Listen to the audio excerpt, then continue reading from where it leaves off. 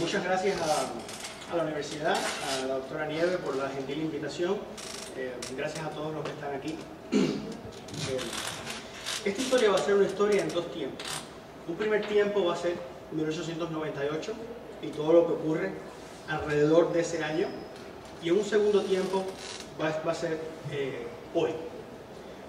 Como todos sabemos, el 10 de diciembre de 1898 se firma en París un tratado de paz. Un tratado de paz que, a mi juicio, ataca a España, y es un ataque frontal, además. Si ustedes saben, por ejemplo, cuáles son los elementos que identifican a un Estado, en todo tiempo y en todo lugar, hay dos elementos fundamentales: población y territorio. Es decir, de la relación que se establece de una población en un territorio, de ahí surge un gobierno relativamente estable, pues se ha conformado un Estado. Y el Tratado de París ataca a España en esos dos pilares fundamentales: población y territorio.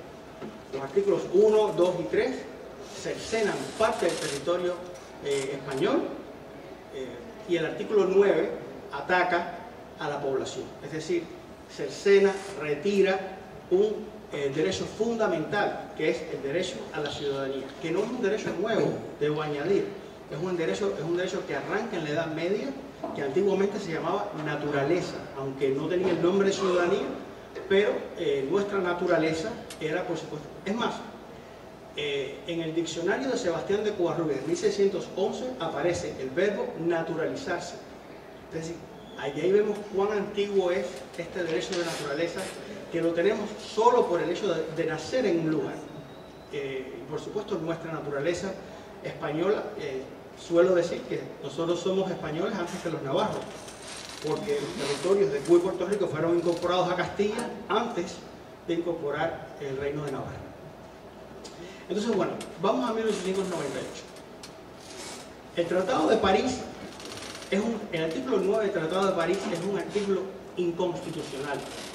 Viola la Constitución vigente en España, que es la de 1876, y por lo tanto esos son elementos, vamos a dar elementos aquí suficientes para considerar que ese artículo debe ser expulsado inmediatamente del ordenamiento jurídico español, habida cuenta que una declaración reciente del ministro de Relaciones Exteriores español ha declarado que ese artículo está vigente, lo cual es indecible en tanto y en cuanto la vulneración que hace de la Constitución española es realmente importante. El artículo 9 dice que los súbditos españoles naturales de la península, y ahí tenemos el primer error, porque circunscribe a los españoles solamente a los que nacieron en la península. Es decir, los mallorquines no son españoles, los canarios no son españoles, los cubanos no son españoles, los puertorriqueños no son españoles, los de Ceuta y Melilla no son españoles, los españoles que han nacido en Filipinas no son españoles. Es decir, que eso nos da una medida de que quien redactó ese artículo no es español, sencillamente es la ley del vencedor. Como bien dijo Montero Ríos, no fue una negociación, tuvieron que aceptar la ley, y por supuesto, como dijo la doctora Nieves, los norteamericanos no estaban ahí a negociar, aun cuando el protocolo de paz firmado el 12 de agosto de 1898 ordenaba a los dos países a negociar un tratado de paz, pero esa negociación nunca se hizo. Por otra parte, ningún tratado y ningún país puede obligar a ningún español a inscribirse en ningún registro que no sea el registro civil, que está además regulado por ley. Y para 1898 ya existía, hacía 20 años, la ley del registro civil. Es decir, para que se tenga, lo voy a decir de nuevo, ningún tratado, ningún Estado puede obligar a ningún español a inscribirse en ningún registro que no sea el civil, que para eso está. Entonces, esta desnaturalización masiva y forzosa que se creó a partir del tratado nunca fue transcrita al registro civil, por lo tanto no es legítimo. Todos estos son elementos que apuntan a que ese artículo 9 es un artículo completamente inconstitucional, que está hecho de espaldas al derecho español.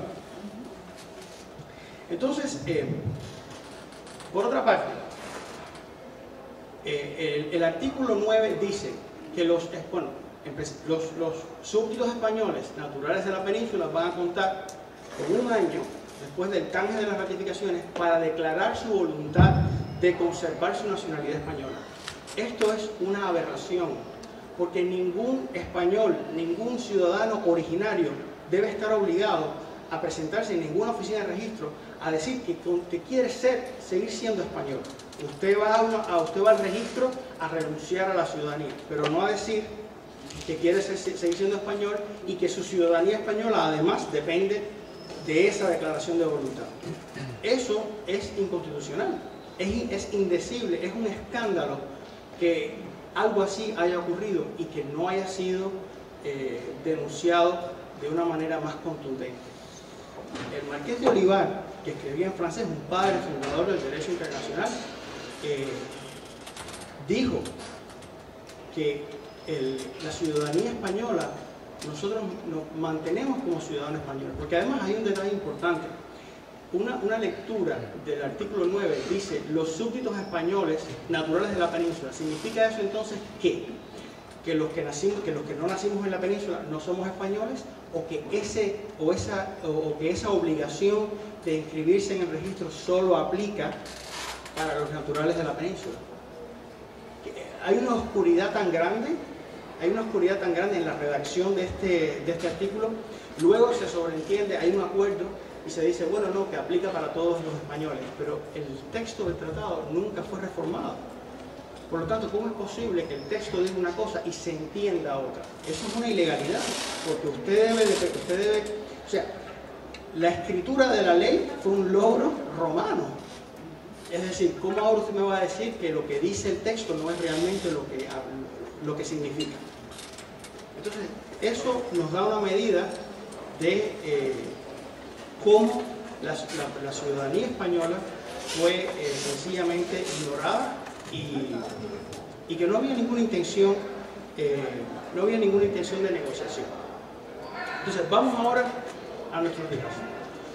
En octubre de 2022 se radicó una petición amparada en el derecho de petición reconocido por la Constitución española vigente para la denuncia del artículo 9 del Tratado de Paz. Habida cuenta, además, que ningún Estado puede decretar la desnaturalización de sus propios ciudadanos. Y por otra parte, ningún Estado puede conveniar por tratado la pérdida de la ciudadanía. Por lo tanto, teníamos que demostrar dos cosas. Primero, la naturaleza del territorio de Cuba y Puerto Rico y la naturaleza de sus naturales, valga la redundancia. En relación con la naturaleza de los naturales, el derecho de ciudadanía es un derecho muy antiguo, como ya dije. España, mediante decretos, por ejemplo, por un decreto de abril de 1881 se extiende la vigencia del título primero de la Constitución de 1876. Por un problema de tradición, desde la Gaditana, las constituciones españolas se han molestado, por suerte, en definir quiénes son españoles. La Gaditana decía, bueno, es la reunión de los españoles de ambos hemisferios.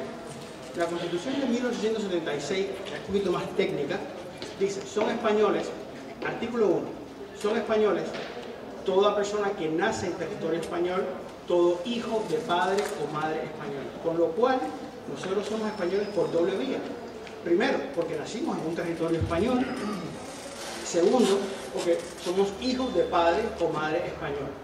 ¿Por qué Cuba y Puerto Rico son territorios españoles? Miren,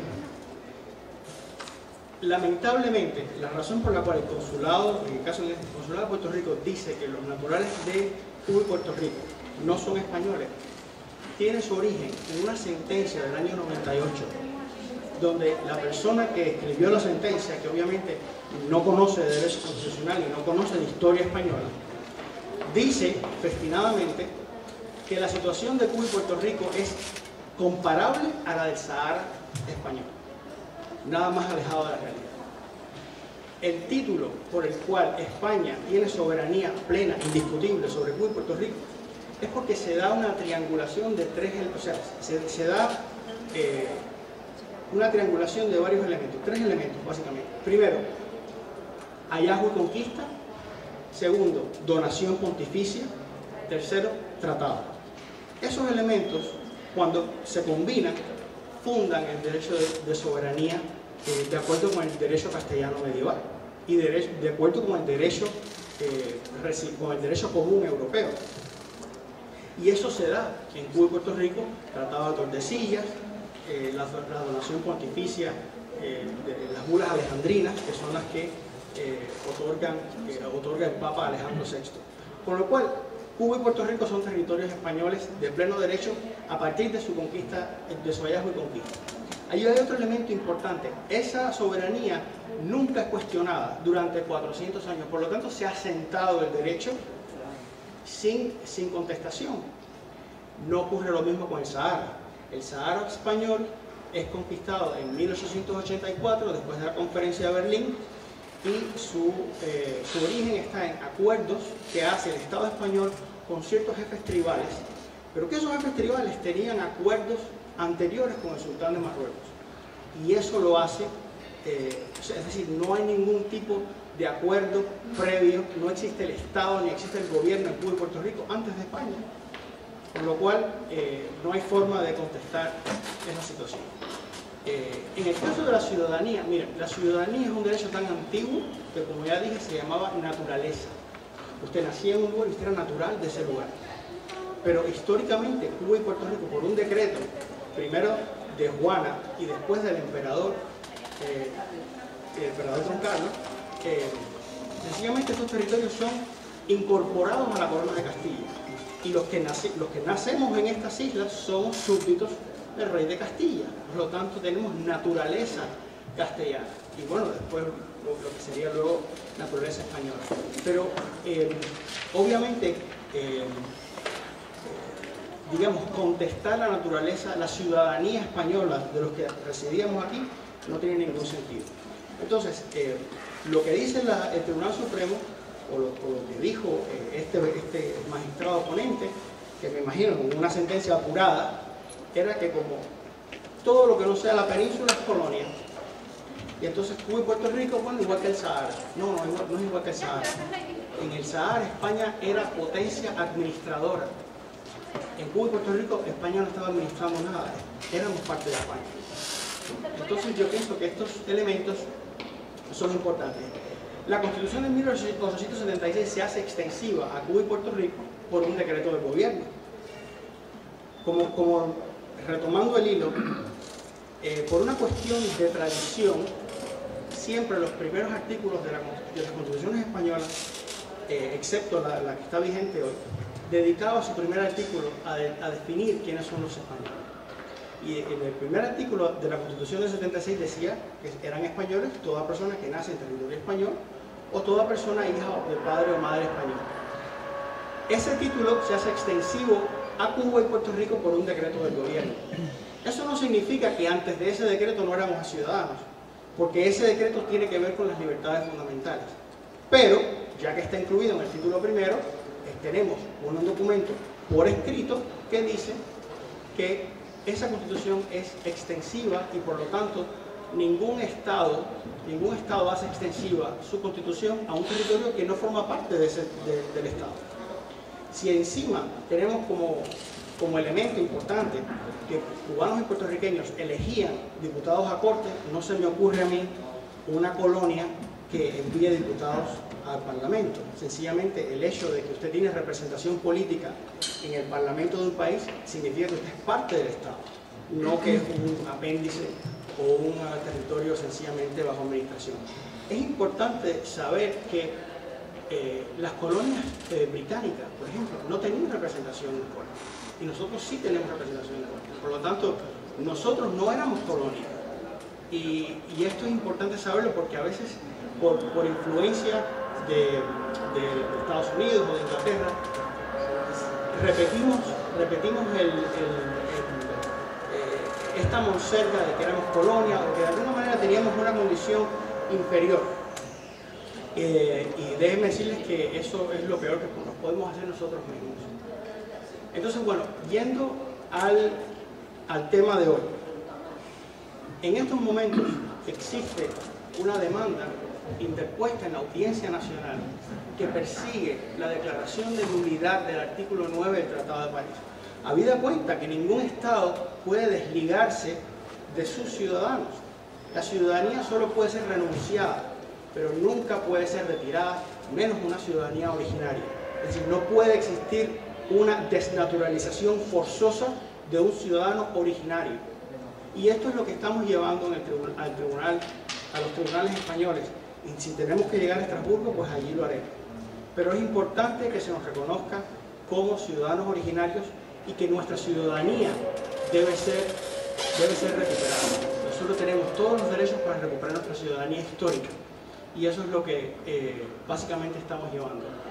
Si tienen alguna pregunta, con mucho gusto. Sí. Déjame agregar algo. Sí, cómo no, adelante.